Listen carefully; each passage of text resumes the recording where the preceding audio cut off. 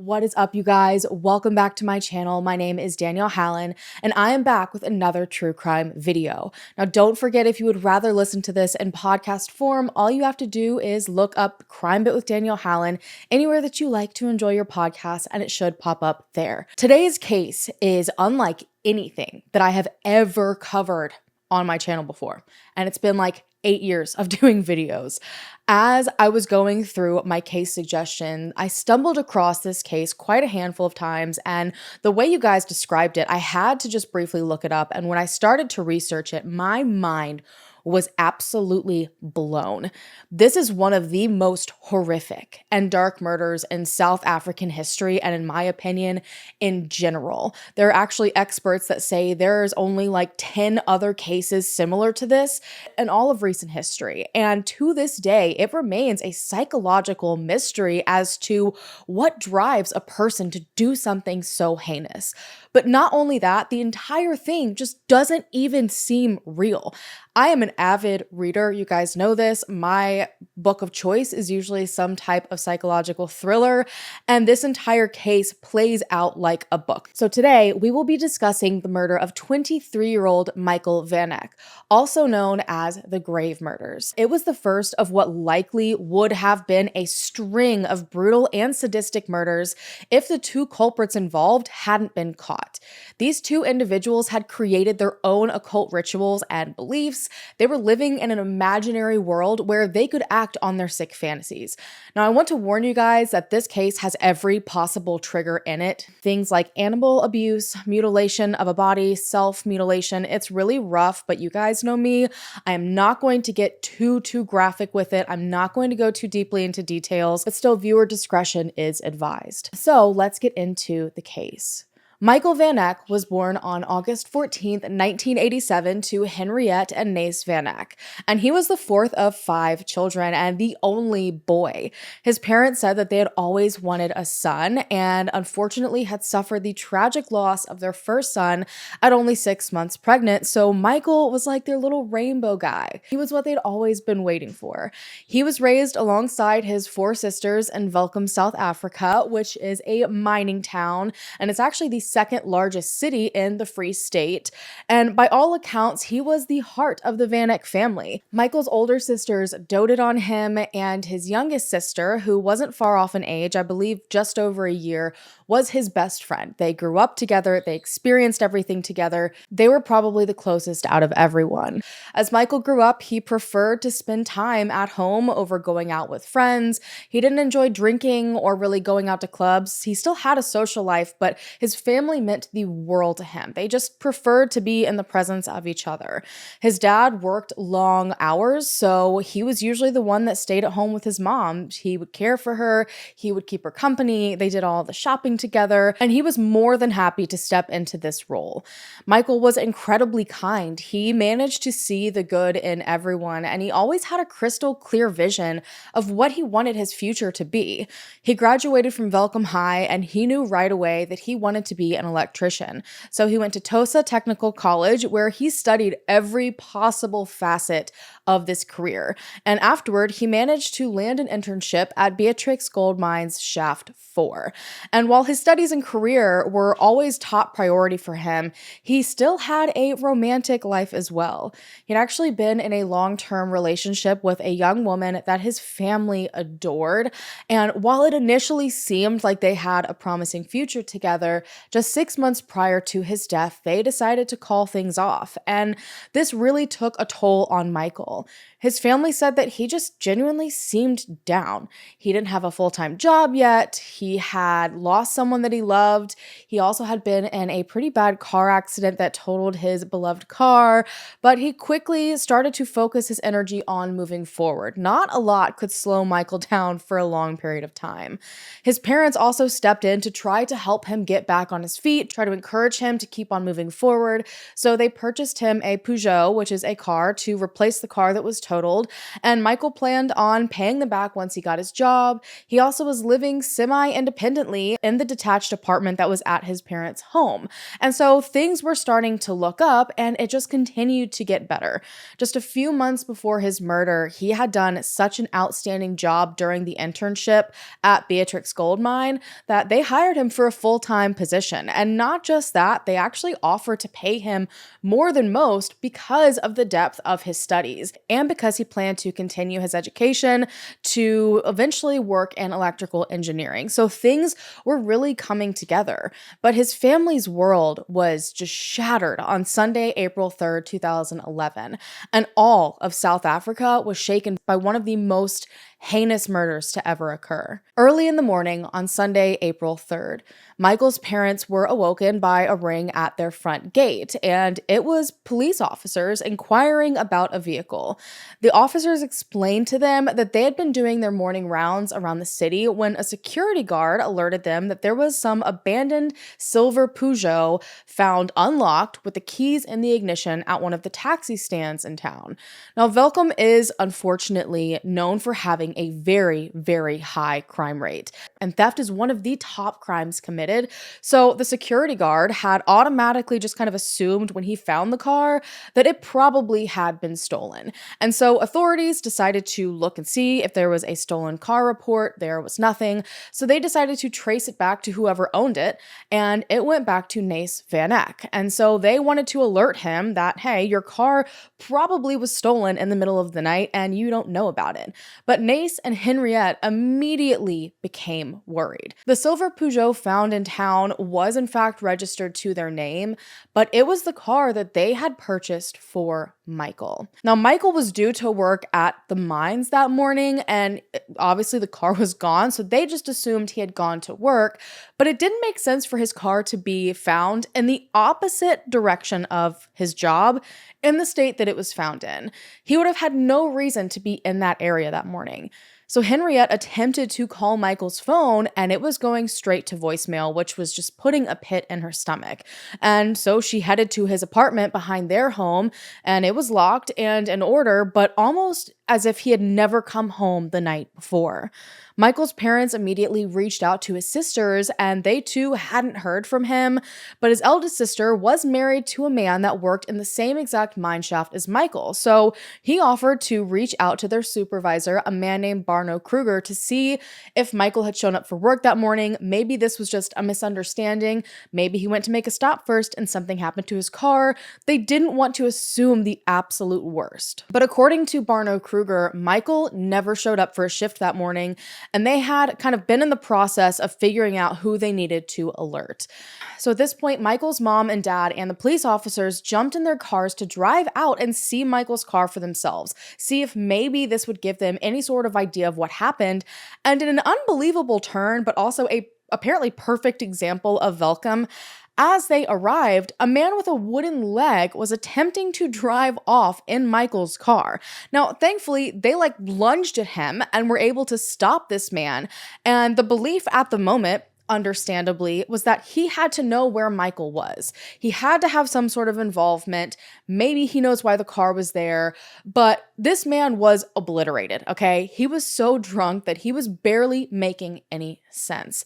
And as they are trying to decode this man's slurred sentences, another group of men jump in Nace Van Eck's car and try to steal that as well. So they had to deal with that as well. I mean, imagine all of this chaos happening that morning. There's so much confusion. There's so many different things happening. And I feel like that leaves so many potential suspects that may have information when it comes to Michael's disappearance. But they really wanted to focus in on this man, this drunken man with a wooden leg, okay? Now, eventually they got the situation under control, but the wooden-legged man was still just incoherent. So they started to look around the vehicle, and they definitely noticed something suspicious. There was blood smeared on both the driver's side handle of the door and the passenger side.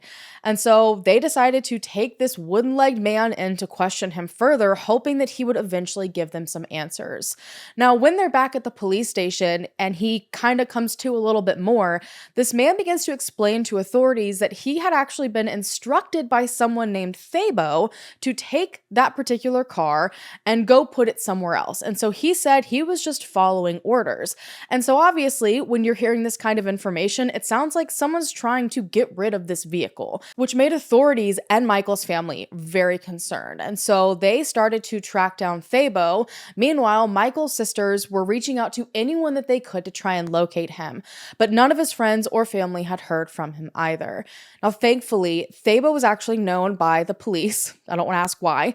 And so they were able to find him relatively quickly. When authorities started to drill Thabo about his alleged instructions for this wooden-legged man to steal Michael's car, they could tell he was genuinely in disbelief. He had no idea what they were talking about. This man was his friend, from my understanding, but he was like, I never told him to do any of this. So at this point in the investigation, it was just utter chaos.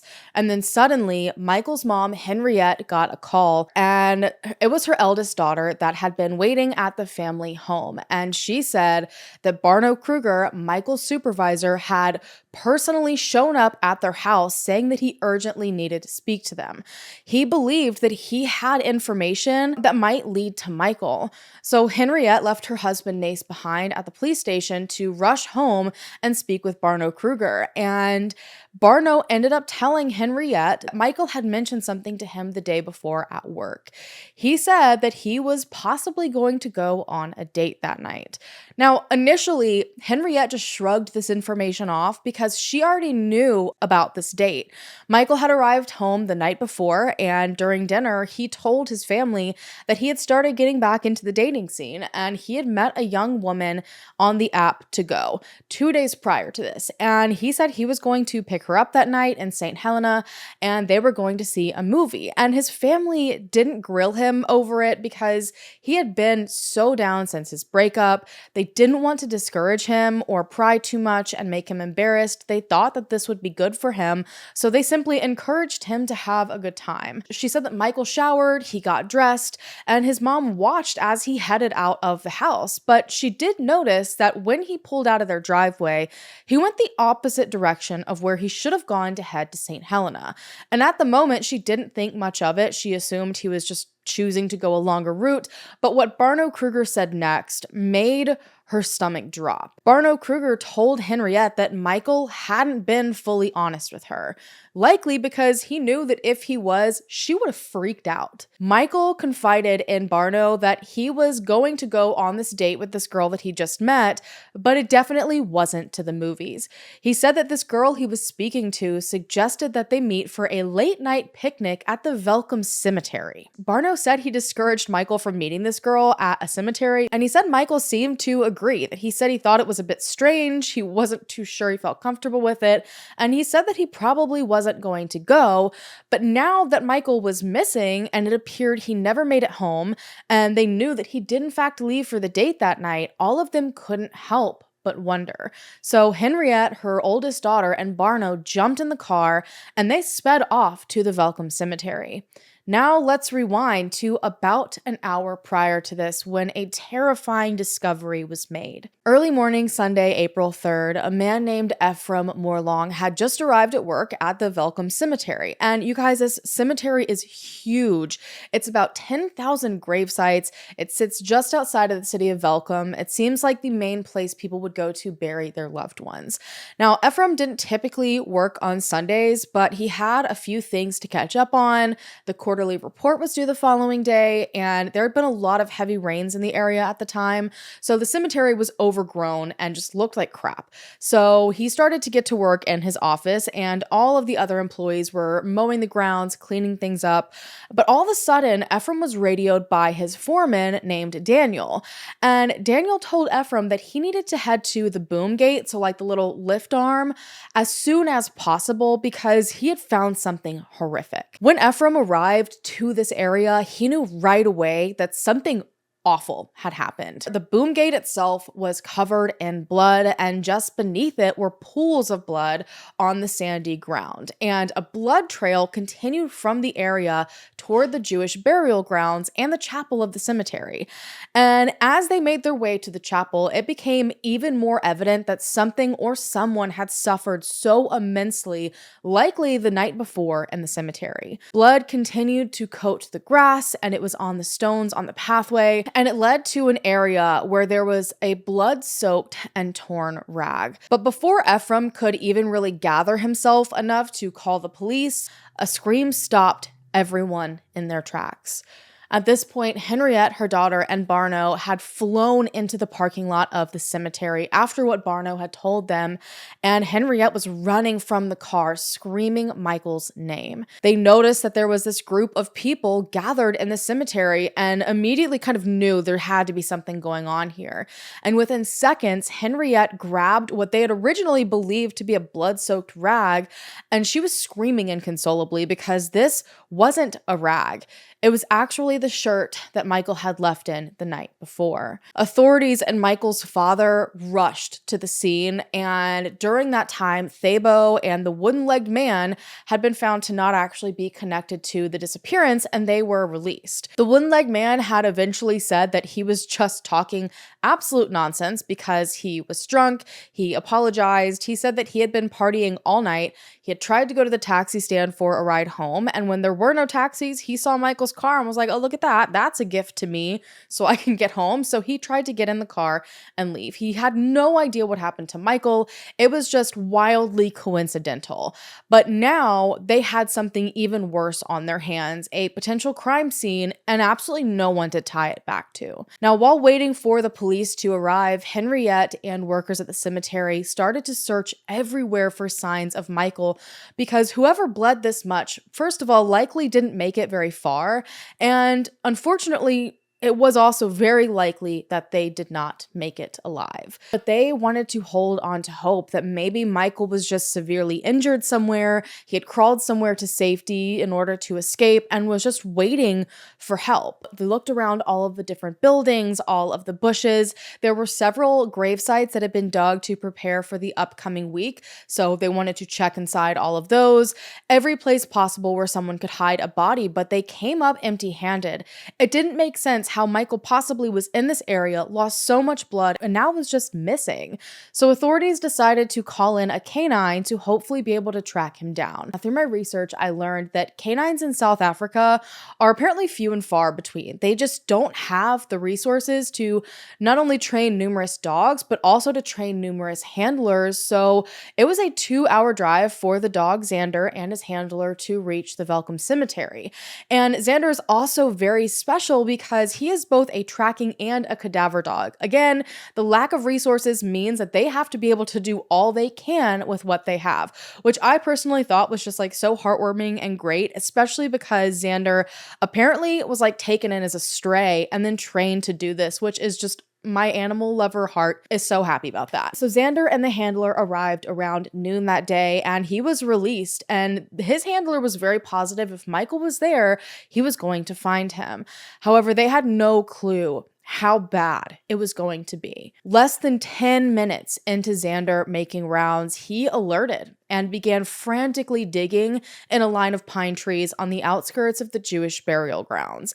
And what was so eerie about this is that when Henriette and all of the people from the cemetery had originally started to look around for Michael, Henriette had actually gone to almost this exact same spot and just stood there. Like she said, she just felt like he was close by. And that gives me goosebumps because it was like she could sense his presence. Xander had alerted to a shallow and recently dug grave that definitely had not been dug by the cemetery. Authorities rushed over and they continued digging as carefully as they could until they uncovered a bloody pair of jeans. And these jeans had been placed on top of something. It was a human torso. This person had been beheaded. Their right arm was missing.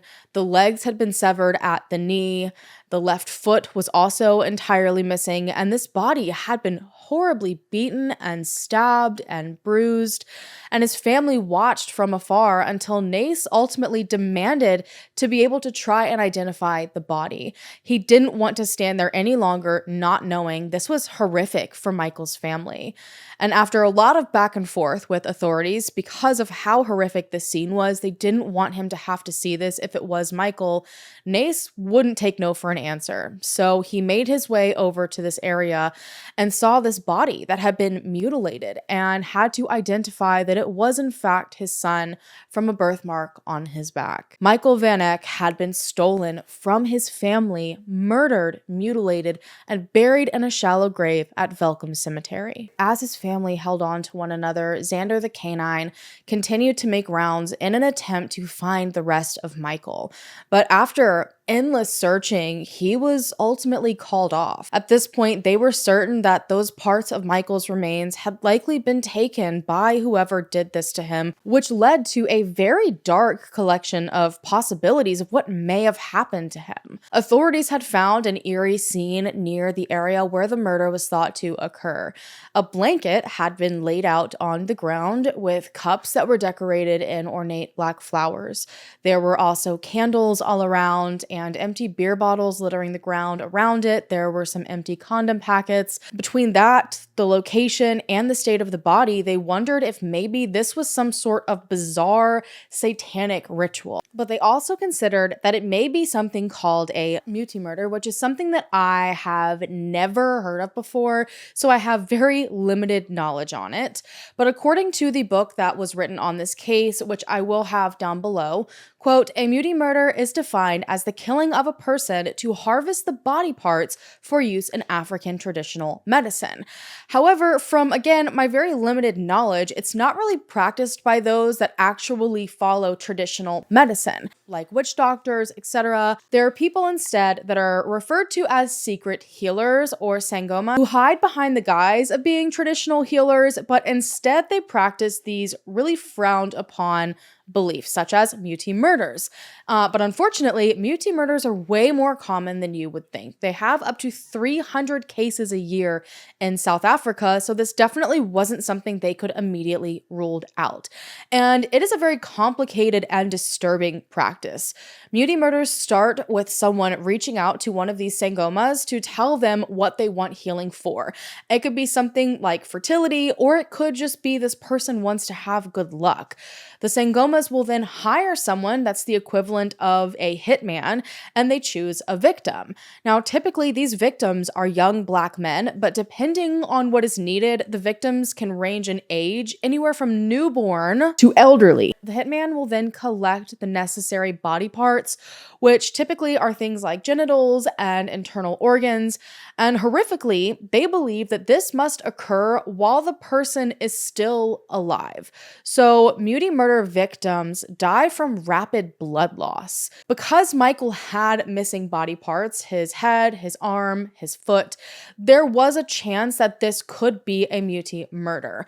However, one of the investigators that was on the case was actually very well versed in these kinds of murders, and they felt like this was something different. This murder didn't quite fit into any category, really. It didn't fully appear to be a satanic ritual, which again is something that is common in the area. It didn't appear to be fully muti or any of the known occult behaviors. They knew that their best bet was to start with this date that Michael was supposed to have. They had to start from the bottom and work their way from there. They were able to quickly obtain Michael's phone records and got the last number that he had called, and they hoped that this would lead them to this person he was supposed to be going on a date with. But when they tried to reach out to this number, the phone was going straight to voicemail, and there wasn't anything on the voicemail that was helping to identify who it belonged to. Meanwhile, Michael's remains went for an autopsy. Now, heartbreakingly, the man that performed the autopsy on Michael was also the man that delivered Michael as a baby. He had been the family doctor his entire life and had just sat at a table and enjoyed dinner with Michael weeks before.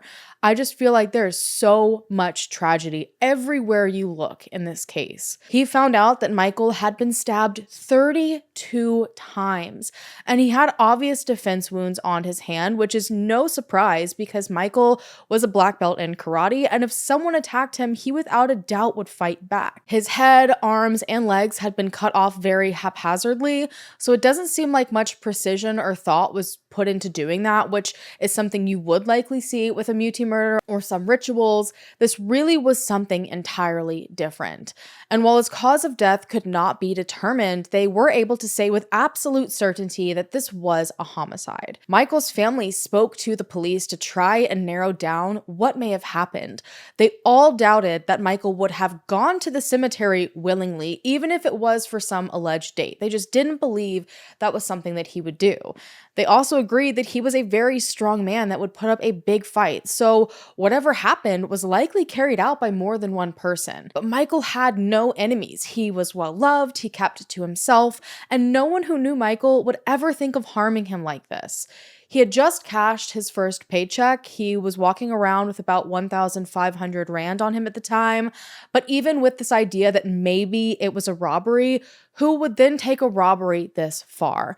But by the following day, their answers would just willingly walk in. Authorities had continued to try and call the last number that Michael reached out to, knowing that it likely led to his killer. They had a lot of pressure to solve this crime because the public was terrified. They were all worried that this would happen to another innocent victim. People were scared, and to their shock, 2 days after the murder, someone finally answered the phone. But it wasn't at all what they were expecting. A sweet-sounding, soft-spoken girl answered, and they genuinely didn't believe anyone would answer the phone, so they had to very quickly kind of throw together a plan, and thank goodness they are fast on their feet. They told her that there had been a young girl in a car accident, and she needed life-saving surgery, but they needed someone to come down to the hospital to identify her first. And they said that this number was in the girl's phone, so they were hoping that she could come and help. And without hesitation, the girl on the other end of the phone agreed, saying that they would be there in a few minutes. Now, authorities were not prepared for any of this, so they were actually pretty far away from the hospital. So they had to rush to the hospital, hoping that they made it there before this girl did and found out their plan to basically trick her into getting there. And thankfully, when they got there, it didn't appear she had arrived yet, so they let the hospital staff know what was going on. And within just a few minutes of their arrival, a couple walks into the hospital hand in hand. And for the second time, everyone's jaw just hit the floor. The girl that they had spoken to was very petite. She was a teeny tiny thing. She had long black hair, very soft feminine facial features. She was wearing a bright red hoodie with the hood up and a black pair of sweatpants. And the man with her was tall, slim, and not particularly muscular. And so they were like, this can't possibly be who managed to do this to Michael. But before they could even say much, the girl looked at them and said that she knew exactly why she was there. She didn't seem nervous. She didn't seem upset. She was totally unfazed. This was not about some girl in an accident. She knew that this was about Michael. Authorities could not fathom that this tiny girl who looked so innocent and young could possibly be behind this brutal murder of Michael Van Eck. But man, they had no idea the true evil that they were facing in that moment. The couple that had walked in was 20-year-old Shaun Van Heerden and 24-year-old Martins van der Merwe. The couple calmly told police that they would happily tell them everything that they wanted to know, but they suggested that they all go back to their apartment in St. Helena first. So authorities loaded the couple into separate vehicles and made the drive, alarmed that neither of these individuals seemed to show any ounce of emotion the whole way. And also, they were scared about what they were about to find out because they had a few ideas of what could possibly be at this apartment. When authorities and the couple arrived, Martins waited outside while Shaun escorted the police into her home as if they were coming over for dinner. Like there was no urgency. She was just so calm about the entire thing. And inside of the apartment, they immediately were taken aback. The walls were lined with artwork. self-portraits that Shaun had drawn, but each one was more gruesome than the next. In some portraits, she was neon colored and an alien. And others, she was missing her eyes or her mouth had been sewn shut. There were skulls lining the walls, and Stephen King books were piled high on the bookshelves. And they immediately noticed 2 glasses with ornate black flowers on them that matched the ones that were seen in the cemetery. Things are about to get very dark. Shaun casually walked over to her freezer, and in between frozen vegetables was a plastic bag that she reached in and pulled out. She carefully placed it on the counter, looked the police right in the eyes, and said, "His face." Police watched in horror as Shaun then pulled out 2 more containers filled with liquid, and she said, "His eyes and his ears." She then pointed to a jar above the fridge that had a handwritten sign on it that read, quote, "The spawn of our prostitution." And she explained to them that this was the money that they had stolen from Michael after the fact. Now, at this point, Martins was inside of the apartment and he decided to chime in. And he said that wasn't all of the money they stole from Michael because they had already used some to buy shovels, because he said that it had been quite difficult to dig Michael's grave with just spoons. Now, before I go any further into what authorities found at the apartment, I feel you need to learn more about Shaun and Martins and their history to understand possibly how they got into this position. Because when it comes to crimes like these, understanding psychologically what is happening, looking into someone's history, I think can be very insightful and hopefully can help us progress in the true crime community, police departments, to understand how to prevent these kinds of things from happening. Shaun was born in 1990 to Charmaine and Jacques Van Heerden. She was the 3rd child and apparently unwanted at that. Her parents' relationship was not healthy, and just as Charmaine decided that she was finally ready to leave this relationship, she found out that she was pregnant with Shaun. Now, she decided to stay, but this led to a lot of resentment, and allegedly Charmaine was unable to bond with Shaun when she was born. I've seen a lot of different claims that she would rip up her baby photos, a lot of very extreme things. I'm unsure if any of that is true, but I do know that Jacques ended up being the one who kind of took over raising Shaun because of this. A few years into her life, her parents finally split, and Shaun seemed to be mainly staying with her mother at this point, and she experienced a plethora of abusive relationships that her mom went through and trickled down to her. And this only seemed to heighten her already questionable behavior, which, do not get me wrong, I know there was a lot of trauma involved, but a lot of her behavioral issues and psychologically the things that she was experiencing started at a very young age. Now, according to Shaun's later admittance, it was the age of 3 or 4 when she already started to have homicidal thoughts. Like, how is that in a kid's mind at that age, 3 or 4 years old?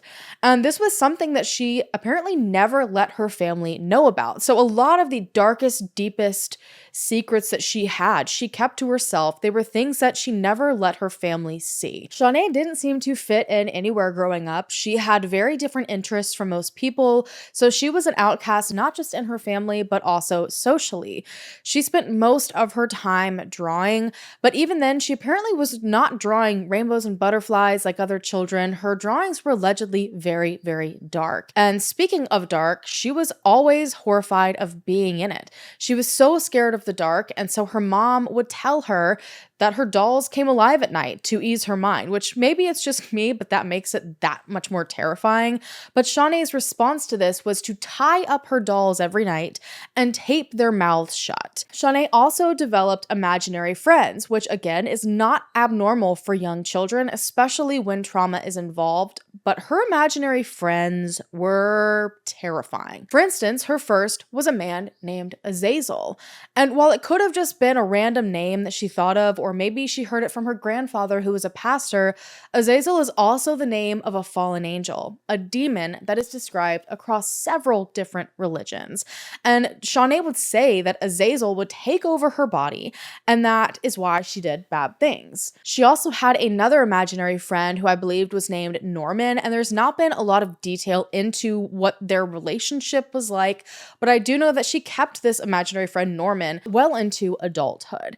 Now, Shauna's odd behavior led to her grandfather believing that she was possessed, and in front of his whole congregation, he tried to rid her of her demons at the age of 8. So all of this is happening at such a young age. But things just continued to get worse.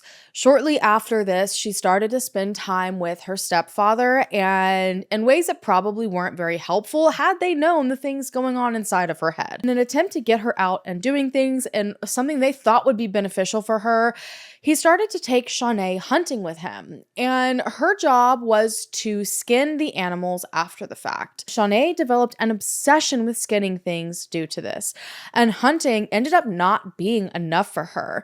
Again, a warning, maybe skip like 30 seconds to a minute ahead. Shaun started to regularly take in roadkill without her parents knowing. She would skin the rats that they fed to their snakes just to do it. And by the age of 10, her mom was so disturbed at her behavior that she was sent to live with her dad and her stepmom. Her mom just didn't want to deal with it anymore. Shaun had a great relationship with her dad. That seemed to be one of the people that she was closest to, and she also seemed to have a good relationship with her stepmom, but whatever was going on inside of her didn't stop just because she was in a better environment. Instead, it just progressively got worse. She was put on antidepressants, and just before her 11th birthday, she attempted to stab her stepmother. Now, remember that they didn't have a full idea of just how dark Shauna's mind was, so they didn't have any idea about her fascination with skin, her fascination with death. So to them, they chalked it up to her struggling from the big changes. Not only did she move to live in a new place, but she was also hitting around the age of puberty. So they didn't report what she did. They just didn't act on it at all and tried to be there for her as much as they could. They really thought this was like preteen and teenage angst, and she would eventually grow out of it. By 12, Shaun, however, was hanging with a really rough crowd, and she'd never really fit in with kids her age, so she was drawn to those that were much, much, much older than her, okay? I think like she was with people that were in their 20s at this point, and so she was introduced and started using pretty heavy drugs. And to add to the trauma, during this period of her life, she was assaulted sexually. By 15, her mom decided to completely move away from South Africa to New Zealand, and Shaun just continued going down this rabbit hole. After her mom moved, she started to date a 22-year-old Satanist. Now, she claimed that she didn't participate in any of these Satanist activities, but this did grow her fascination for the occult. She started to study things like Wicca and voodoo. She continued to use these drugs, and at this point, her family was like, we've lost her. She's fully gone over the edge. We're doing what we can to help her, but it's just not working. But suddenly, a year later, when she was about 16 years old, her life took a very drastic turn. Shaun dropped out of high school to start going to college to work toward a career. She had broken up with that Satanist boyfriend and was now focused on studying art and graphic design. She had stopped hanging out around a rough crowd. She stopped using drugs. She had colored her hair black when all of this kind of started, but at this point she went back to her natural blonde. It was like a total 360. Her family said that she was suddenly loving and smiling and positive, and they felt like they had been right the whole time, that she was just a confused teen trying to find her way before, and now she was out of it and moving in the right direction. Shaun got a job as a graphic designer at a small local business called Welkom Design Studio. She briefly dated a great young man named Warren, who was a well-known family in the area. Their families loved each other, and his parents actually hoped that he would marry her because she seemed like such a sweet, smart, and kind young woman. They had absolutely no idea anything about her history. That relationship didn't last, however, and in 2010, she finally met Martins. It was like a moth to a flame. Martins was born in 1986 and was one of 2 boys, and he struggled quite a bit growing up because at the young age of 6, he started to have visual and audible hallucinations that he wasn't telling anyone about.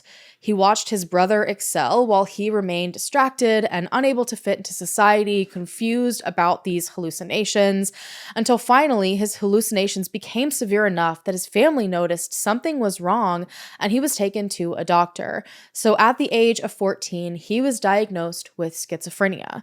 His father stood strong beside him, helping him find ways to manage his symptoms. They tried all kinds of therapy and medication, while his mom seemed to distance herself from him and his diagnosis and his path of treatment. His family was also well known in the community, and unfortunately, someone decided to leak his diagnosis, which just led to more hatred and judgment and shame. But thankfully, they were able to find the perfect combination to manage his symptoms, and he went on to, successfully live his teenage years.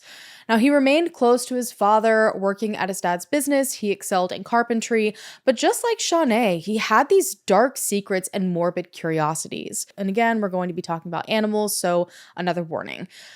His family had lived on land with a lot of dogs growing up, and I guess stray cats would often get onto the property and the dogs would go after them. And apparently it was common enough, which I personally don't understand, to where his job as a kid was to remove the remains of these cats that had wandered in and essentially been mauled by their dogs. And this ended up starting his fascination with death and the idea of the afterlife. He basically was running his own body farm at this point on their farm, watching the different phases of decomposition in animals, and he eventually even took it a step further, taking matters into his own hands. And at the point that he met Shaun, he never really had a girlfriend. He had very few friends in general, and he had no one to share these morbid curiosities with. So he too was like a moth to a flame. While they hadn't been open and honest about their different fantasies with each other yet, it was almost like they could sense similarities between the two of them.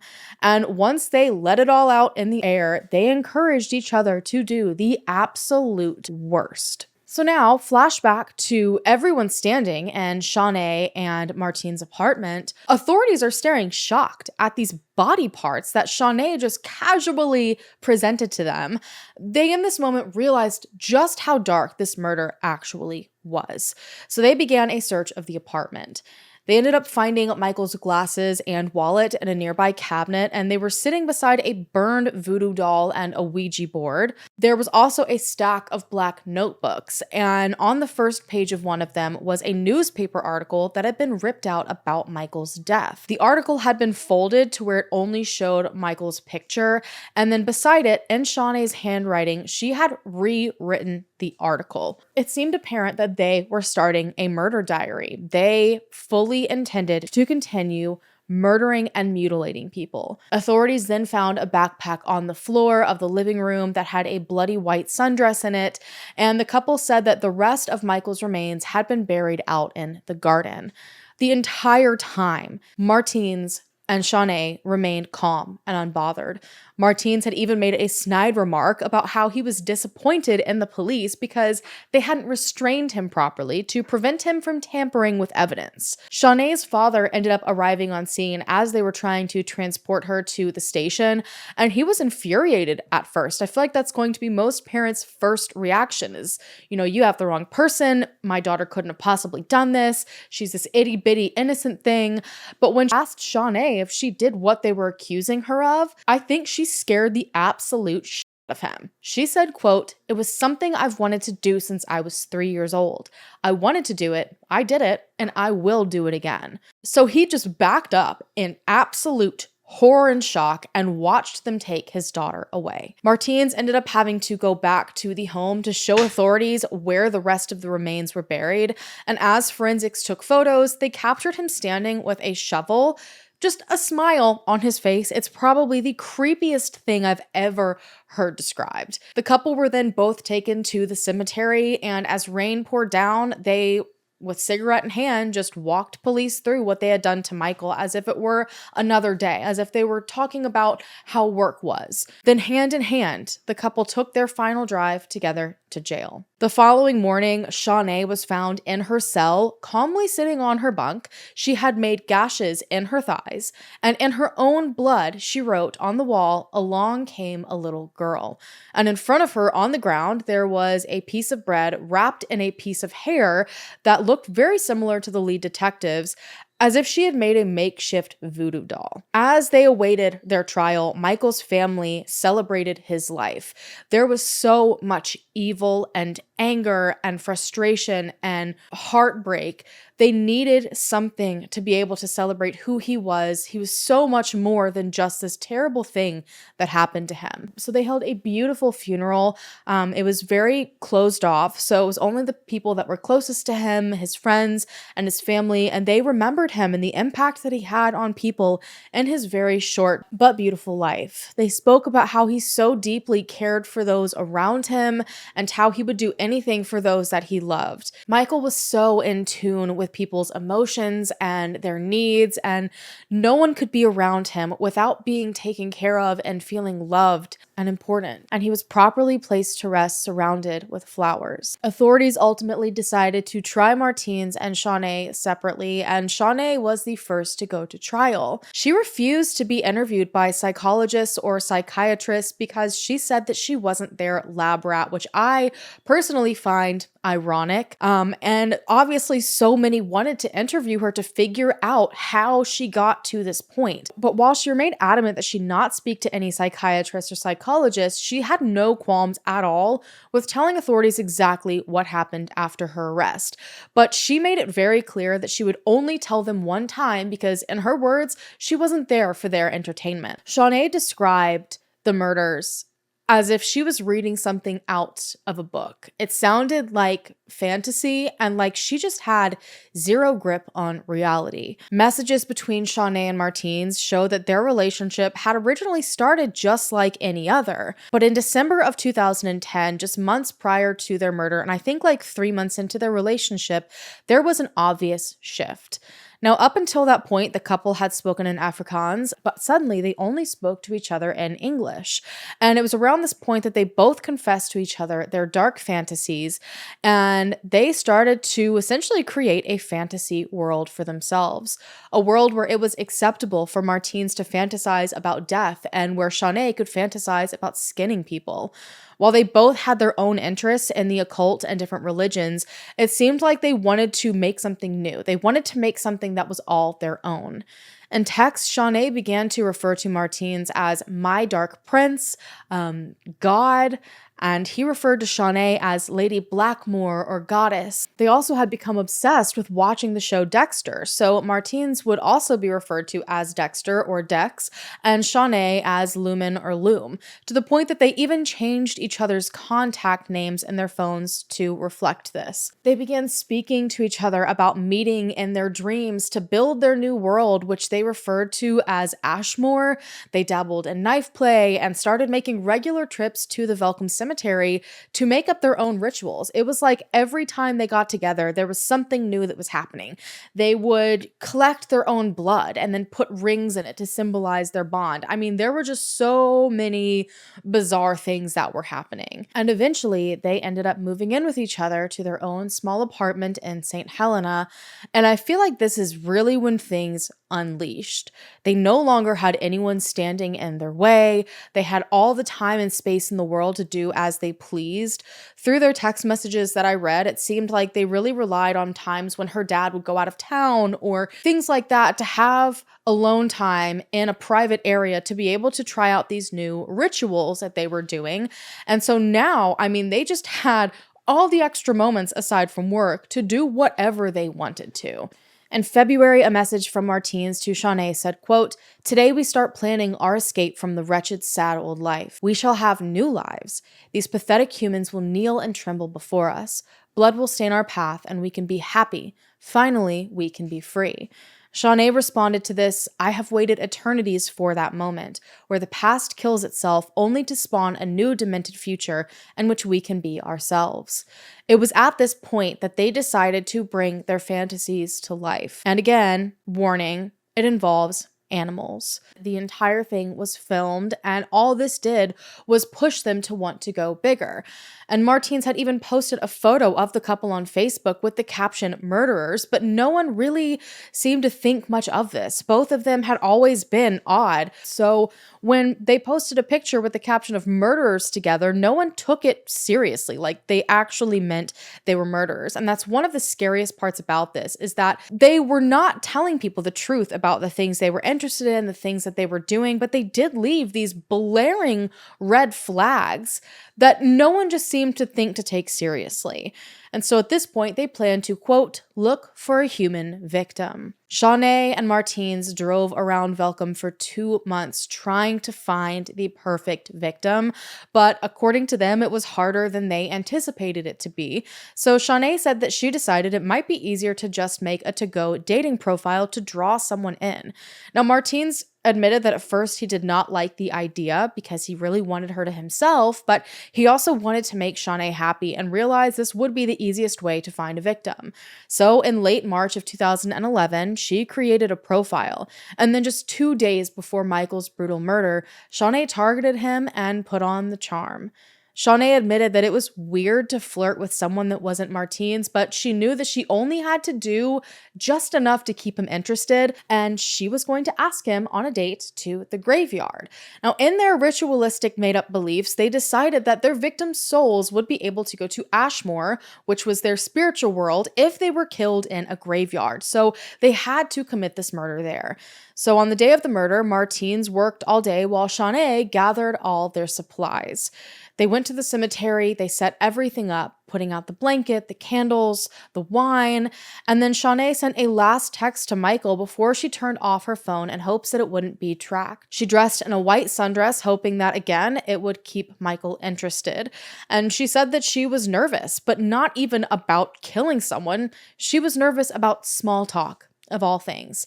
And so at around 9 o'clock, Michael showed up. Martins had hid in the woods so that no one would know he was there, and Shaun and Michael went to the blanket that she had set up, and she charmed him the best she could, and finally she sent the signal to Martins. When she went in to kiss Michael, Martins was to jump out and kill him. However, they lost the element of surprise when Martins apparently made way too much noise, which alerted Michael, and he jumped up. At this point, Martins ran out anyway and stabbed Michael repeatedly with a hunting knife. Michael desperately tried to get away, but he was obviously slowed down from the injuries, and Martins caught up to him.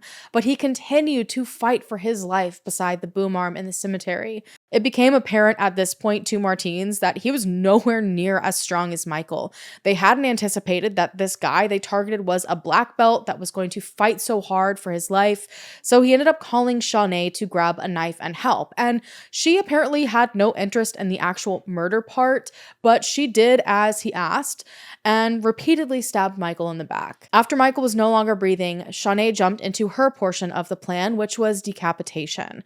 They then had to dig a place to bury Michael and realized that they only had spoons, so they used that. When Michael's body wouldn't fit into the hole they made, they proceeded to make it fit by taking off his limbs, and it wasn't until this moment that Shaun decided she wanted to keep them as somewhat of a trophy. So I guess that had never really been a part of the plan. After all of this was said and done, Martins was just shaking and beside himself, so he couldn't drive, but Shaun had absolutely no physical response to what they had done, so she got behind the wheel and drove off. They took the rest of the remains back to their apartment before they decided to ditch the car at the taxi stand. And according to both Shaun and Martins, they had originally planned to push the car into a nearby dam, but ultimately they knew that theft ran so rampant in the area that someone was bound to take the car for them and probably, completely take authorities a different direction, which is exactly what happened if they just left it somewhere. Then nothing had been done. They did not just brutally murder an innocent man they just met. They went home and went to sleep. And the next morning, Martins was so overcome with what they had done that he proposed to Shaun. The entirety of that Sunday, while Michael's family was frantically looking for him, while they uncovered these horrifically mutilated remains, Shaun and Martins continued their sick rituals. Martins filmed Shaun skinning Michael's skull in between texts to her family congratulating her on her engagement. They also, in that moment, decided that they were absolutely going to act again.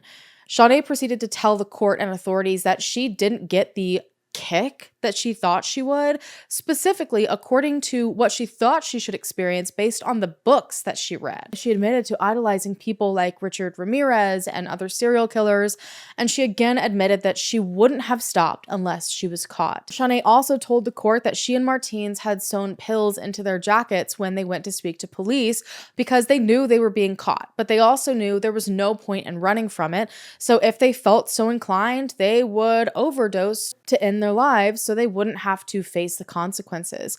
But she claimed that Martins ended up coming to her in a dream later on, saying that he didn't want to do it, so they never did. Shaun ultimately pleaded guilty to murder, robbery, and dismemberment. She told several experts that she knew that she should feel guilt, that people wanted her to feel guilt, but she just didn't. She felt nothing. And the same lack of empathy and remorse just showed clear as day in court. The entire time, even when she was recanting these awful things, she didn't apologize. She didn't seem upset. She didn't appear remorseful. She was empty. There were a few times when it's even stated she seemed like excited, like she was smiling and happy about what they were talking about. Numerous experts took the stand and disagreed on a diagnosis of antisocial personality disorder. There were some that thought she absolutely fit the bill. There were others that said, no, this is something different entirely. All they could say was that whatever this was ingrained in her personality, not in her behavior, and that she should absolutely be treated as if she were a serial killer, because had she not been caught, she would have been without a doubt. Ultimately, they decided to sentence Shaun to 20 years in prison, which, hold your horses, I know you're probably hearing that and freaking out, but there was a reason for it. It was very interesting to learn about the South African justice system, and I'm interested to hear your opinions on this. So the court wanted to, and they were successfully able to declare Shaun legally as a dangerous criminal, okay?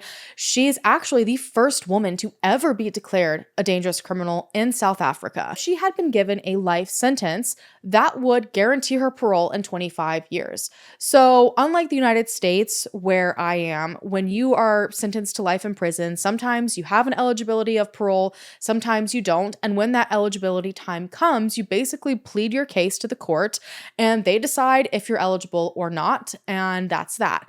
Now in Africa, it seems that a life sentence basically is just 25 years. Like in 25 years, no matter what, you're given parole, you are released. And so if she had been given life in prison, 25 years, she'd be out, okay? So with her being deemed a dangerous criminal and given 20 years, what that did is once those 20 years are up, she will go in front of a judge. They usually prefer it to be the same one that did the original sentencing to be resentenced. And if they deem her a danger, she will get more time. And so that seems to align a little bit more with what we do in the United States. And so they felt like this was the best bet at keeping her off the street. It was better to take a chance that in 20 years, someone was like, yeah, you're still absolutely sick and you're staying in prison, than her automatically being released in 25. And honestly, it's a little bit scary because that's like 6 some years away. Now, Martin's trial was about a year after Shaun's because it was postponed several times due to mental health evaluations. They had to determine if his diagnosed schizophrenia played any part at all in the crime and if he was fit to stand trial, especially because they found out that he had stopped taking his medication prior to the murder. I don't know how close prior, but he had absolutely stopped it. So they went back and forth in all of these different assessments. Some assessments said that he wasn't fit to stand trial. Others said that he was, and ultimately it was determined he was fit to go to trial. And they also determined that his schizophrenia did not play a part in the crime.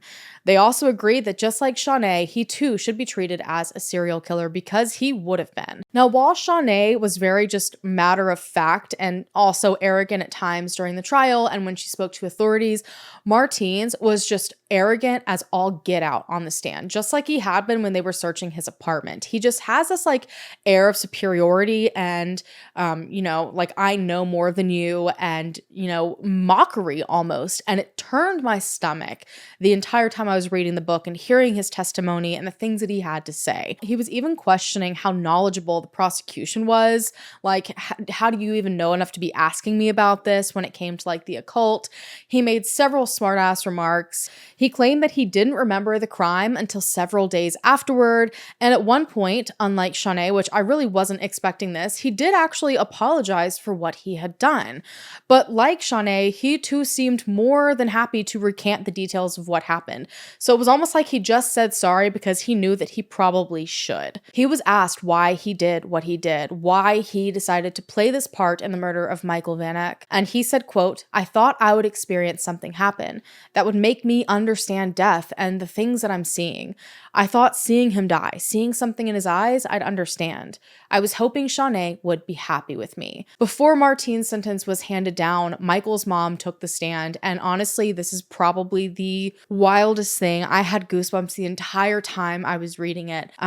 But she read a letter that Michael's dad had written and was too emotional to read on the stand in court. And he wrote this letter from Michael's perspective. Here is an excerpt, and it's probably going to be long. I even had to narrow down what of this I wanted to say because it was very long and every bit of it was so impactful. So if you're interested in seeing the whole thing, it is in the book, again, that I have linked down below called Grave Murders.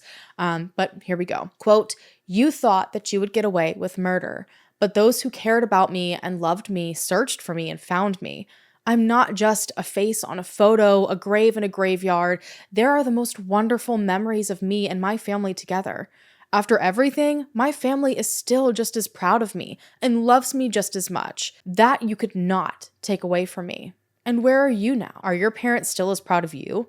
Do they still love you just as much as before?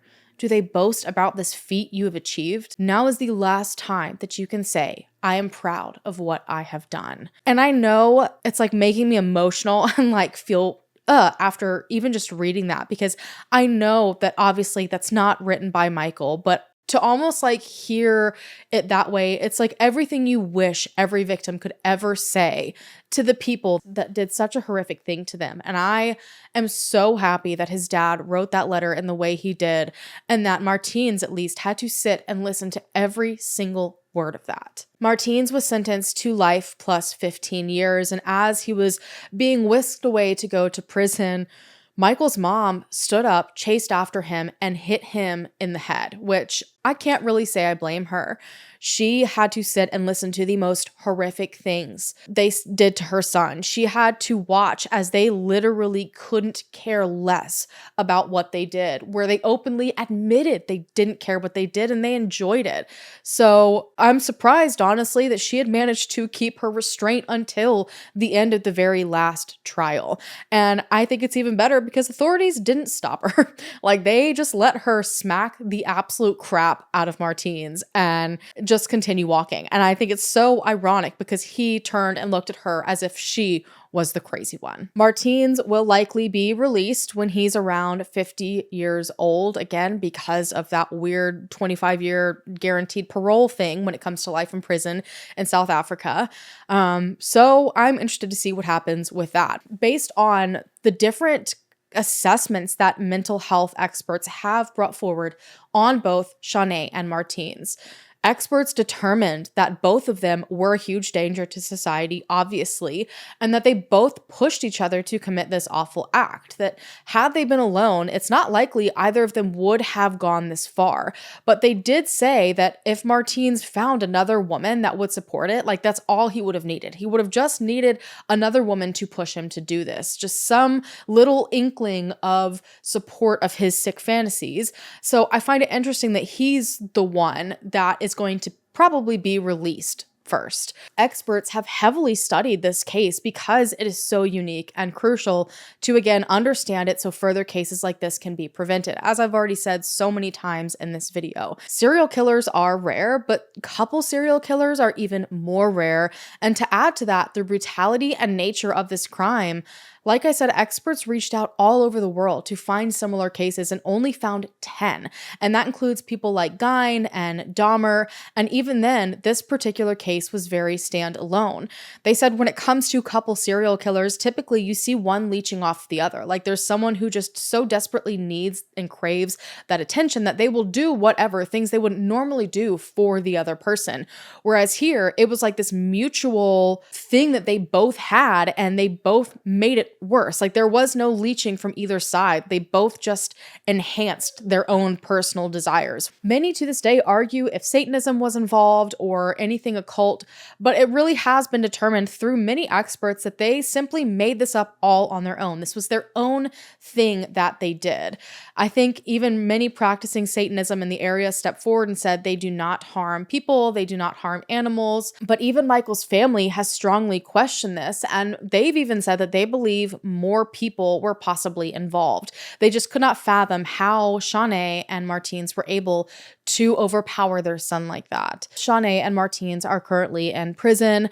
I've seen that they maintained a relationship until 2014 when they split because they apparently grew apart. But it has been said by those that know them that they wouldn't doubt at all if they both ended up released at any point in their life. People believe they would get back together, that even though they broke up, technically, they would again be drawn like a moth to a flame. Both of them have been regarded as model prisoners. It's almost scary how normal they can be outward appearing, yet inside there is just so much darkness, and they've proven this so consistently throughout their life that I hope that this model prisoner description isn't taken too seriously, because that's not their full true selves, and they have even openly stated that. This crime changed South African history, it changed the entire community, the police department investigating it, and most importantly, it changed Michael's family's lives. Shaun will face a judge, and I think like 5 or 6 years, and I am hoping and praying that she is not released, that the same judge can stand in front of her and send her right back to prison so Michael's family doesn't have to go each day knowing that she is free to live her life while Michael's was cut short. And so the community doesn't have to fear that she will again meet someone that supports her dark desires. On that note, I'm going to go ahead and go, you guys. Thank you so much for taking the time out of your day to listen to Michael's story. If you haven't already, go ahead and hit the subscribe button down below to become a part of the Hallan fam so that we can hopefully bring them home together or bring them justice together. And I will see you guys in my next video. Bye.